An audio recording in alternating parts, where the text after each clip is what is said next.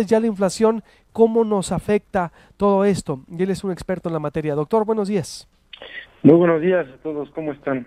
Bien, gusto en saludarlo y gracias por contestarnos la llamada. ¿Frente a qué estamos, doctor, con esto? Es decir, yo lo escuchaba ya por allá en otros noticieros nacionales en días pasados y daba una pulso, cómo desde el 2005 se siente que hemos perdido el poder adquisitivo o que el salario ya no alcanza o que el dinero ya no vale lo que valía antes. ¿Por dónde podemos empezar para llegar al índice inflacionario, doctor?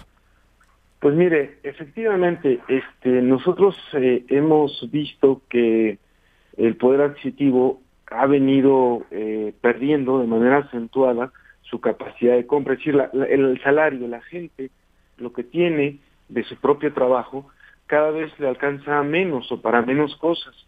Y lo peor de todo es que no solamente son los de salario mínimo, porque luego muchas veces utilizamos como ejemplo didáctico el salario mínimo, pero realmente le está pegando a las personas que trabajan en cualquier actividad económica, como los salarios en general no se han movido, como la inserción de México al entorno internacional ha sido con bajos salarios y nos han vendido, ¿no? Que lo mejor para México en materia de integración es hacerlo así, es decir, con bajos salarios, no con tecnología, no con inversión en infraestructura, no favoreciendo la competitividad en otros sentidos, sino a costa del bienestar de la gente.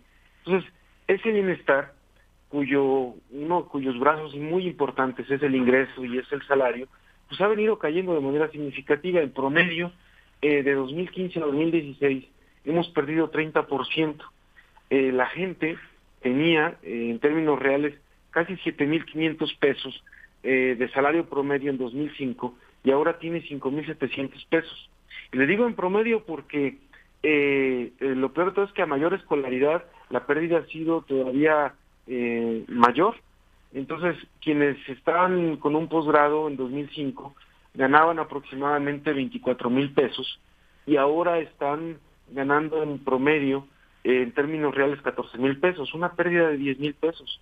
Imagínense el mensaje que eso significa para los jóvenes que están en la universidad, para los universitarios, para quien en su familia se esfuerzan porque su hijo vaya a la universidad y que ahora estemos otorgándoles 35% menos de salarios a esos jóvenes que van a ganar 4,000, 5,000, 6,000 pesos dependiendo de su giro de actividad o de la carrera que estudiaron, cuando antes podían estar ganando entre 7,000 y 9,000 pesos. Si nosotros estamos de alguna manera empujando como país, más bien los gobernantes están empujando como país a que los jóvenes se dirijan más hacia la migración, hacia actividades de violencia o delictivas, hacia crimen organizado, porque la educación no está siendo factor de movilidad social. Y en los últimos 2 años ha sido peor, es decir, se ha profundizado todavía más esta situación con la escalada de precios que comenzó con el gasolinazo de diciembre del año pasado, el año antepasado, porque fue 2016. Pero además la inflación que registra el índice de precios al consumidor, que ahora se reporta y lo reportan los diarios nacionales, de casi 6,8%, la mayor en 17 años que registra el índice de precios al consumidor. Esa inflación se calcula con 80,000 productos. Dígame usted, ¿quién compra o quién en su sano juicio utiliza 80,000 productos en el mes, en el año? Nadie. Nosotros hicimos una cosa mucho más apegada a la realidad de los trabajadores, de la gente que el día a día compra productos de las amas de casa, y lo hicimos con una canasta de 400 productos de alimentos y de cosas que tienen que ver con calzado, con ropa, etcétera. Y fíjese que la inflación, solamente comparando, por ejemplo, ese 6,8% de todo el año 2017, a nosotros nos salió que era de 13,5%, no de 6,8%. Es decir, las familias mexicanas, los hogares mexicanos, no están perdiendo poder adquisitivo en 6,8%, sino que lo están perdiendo en 13,5%. Es decir, la inflación es más alta de lo que nos están diciendo. Y además hay otro No sé, está componente. antes de, porque la verdad No, es, no, no, adelante, perdón. no, es que es buenísimo los datos que ese paralelismo que estás haciendo. 2005 se ganaba 7.500 pesos en promedio el mexicano, pues, ¿no? Sí, Hoy 5.700. El universitario ganaba 24.000 en el 2005 y hoy 14.000 y más todo. sí. ¿Y por qué no está escribiendo educación? ¿Por qué esa pérdida? ¿A qué se debe esa caída tan drástica? Es decir, estamos retrocediendo, en lugar de, estamos perdiendo calidad de vida y ganancia. Sí, sí, se debe fundamentalmente a que los salarios que nosotros estamos estableciendo los hacemos solamente con un parámetro, no solamente los salarios mínimos, sino que estamos estableciendo nuestros aumentos salariales con base a un indicador que nos dicen que va a ser la inflación, ¿no? Entonces imagínense que usted, o sea, que nos dicen, ¿sabes qué? La inflación va a ser del 3.9% del año que viene. Entonces yo te voy a aumentar el 3.9%. Pero aquí vienen varias cosas. Primero, la inflación no fue del 3.9%. La inflación real es como del 5% o del 4.5%. Es mayor a lo que yo te aumente. Ese es el primero. El segundo, si hay crecimiento económico, imagínense que su empresa, que es una empresa automotriz que exporta a los Estados Unidos y que además hubo una devaluación importante entre 2014 y 2018 ya, estamos hablando de una devaluación de cerca del 50%, eso favorece las exportaciones. Ayer precisamente salió un dato de que las empresas automotrices tienen récord en términos de ventas y de producción en el año 2017. Entonces usted tiene una producción que aumenta porque como la devaluación hace que los precios para los estadounidenses de los automóviles sean más baratos, entonces eso genera más demanda de automóviles, se venden más automóviles, gana más obviamente la empresa automotriz, pero ¿qué cree? Los salarios no se movieron. Es decir, el salario no fue vinculado ni a la mayor producción total, ni a la mayor productividad del empleado, ni al nivel de calificación del empleado, ni a sus habilidades, ni a su nivel educativo tampoco. Si no porque tú eres el gerente o porque tú tienes una licenciatura o una maestría en finanzas y eres especializado en esto o en marketing, te voy a pagar más. No, la empresa lo que hizo es, tuvo ganancias extraordinarias y no volteó a ver al trabajador.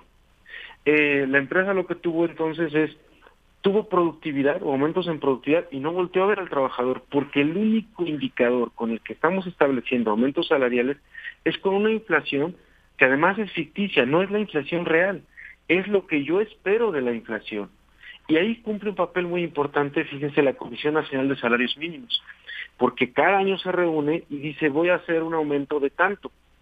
Y entonces ese aumento de tanto es el indicador que les da a todas las empresas, a todos los empresarios, les dice, mira, el salario mínimo aumentó en 3.9%.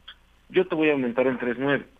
Si esa empresa tiene sindicatos fuertes, bueno, el sindicato pide un aumento del 10 o del 12 o del 8% porque está viendo que los trabajadores están perdiendo poder adquisitivo o está viendo que hay productividad en la empresa o mayores ventas. Y la respuesta de la empresa es no, te doy 4 o te doy el 3.9 porque eso fue el aumento del salario mínimo. Y entonces, si no tiene capacidad de negociación ese sindicato lo doblan, o si tiene un poco de capacidad, ese aumento adicional, en lugar de 3.9 te lo doy al 7, se lo dan a prestaciones, pero el aumento nominal sigue siendo 3.9%.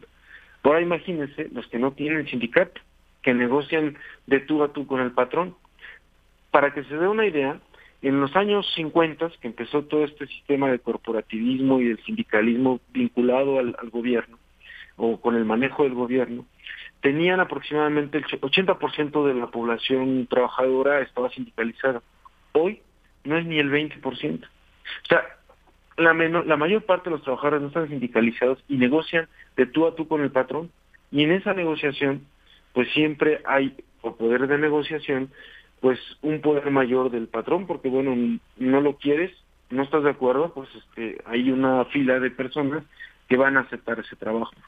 Y eso se ha venido reproduciendo de 2005 a 2016. ¿Por qué? Porque vino una crisis de 2008-2009, porque retornaron mexicanos de los Estados Unidos, porque la integración o la forma de integración nuestra a los Estados Unidos es solamente favorecer a aquellas empresas que están vinculadas con la economía norteamericana, agrícolas, maquiladoras, grandes armadoras automotrices, pero la mayor parte de la economía está desvinculada a las pequeñas y medianas empresas, los pequeños comercios.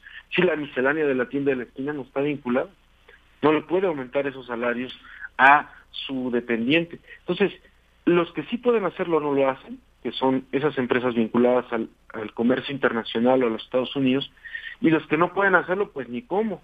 Entonces, esa es la explicación, es decir, tenemos un problema ya muy fuerte estructural en la economía mexicana, de divergencias fuertes a nivel de sectores, de ramas de actividad, de regiones incluso, ¿no?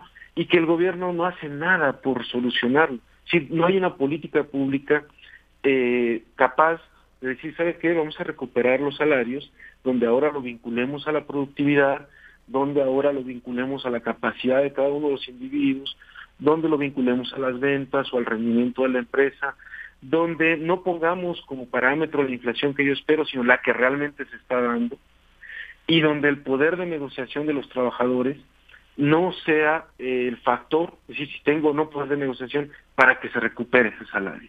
Eso es lo que ocurre, y lo que está ocurriendo en los últimos años, que dirige, y lo voy a decir tal cual, quizá parezca exagerado, pero es una tragedia la que estamos viviendo, en términos de que nuestros hijos o la gente que va a las universidades, la gente que tiene una cierta preparación, o sea, que tiene preparatoria incluso, está ganando cada vez menos.